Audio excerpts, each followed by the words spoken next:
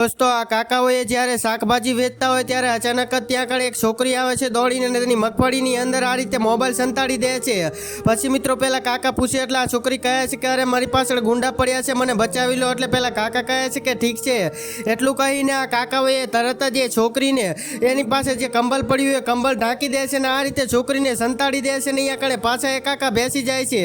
પછી મિત્રો થાય છે એવું કે એટલી વારમાં ત્યાં આગળ બે છોકરા આવે છે ને આવીને તરત જ ઊભા રહે અને કહે છે કે આ બાજુ તે કઈ છોકરીને જાતા જોઈએ એટલે કાકા ના પાડે છે।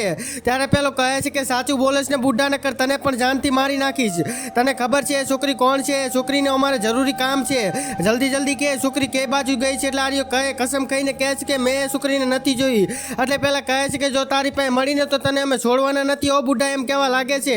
પણ આર્યો ના પાડે છે કે સાહેબ મને નથી ખબર, મને જવા દો એમ કહે એટલે ઓલો તરત જ ત્યાંથી જતા રહે છે। ને પછી મિત્રો પેલો તરત જ પેલો કાકો એ પેલી છોકરીને બોલાવે છે અને છોકરીને બોલાવીને બધી પૂછપરછ કરે છે અને કહે છે કે તારી પાછળ કેમ પડ્યા હતા? પણ મિત્રો છોકરીએ જે જવાબ આપ્યો એ જાણતા પહેલા હે અંબે માતા જે કોઈ વિડીયો પર લાઈક કરી ચેનલ સબસ્ક્રાઈબ કરે ને ઘરમાં કદી ધનની કમી ન રહેવા દેતા ને કોમેન્ટમાં જય માતાજી જરૂરથી લખતા જજો। લાસ્ટો મિત્રો એવું થાય છે કે પેલી છોકરી કહે છે કે દરઅસલમાં મિત્રો એ બંને હોય એમ મારી છેડતી કરવા માંગતા હતા ને એટલા માટે મારી પાછળ પડ્યા, એટલે સારું તમે મને બચાવી લીધી।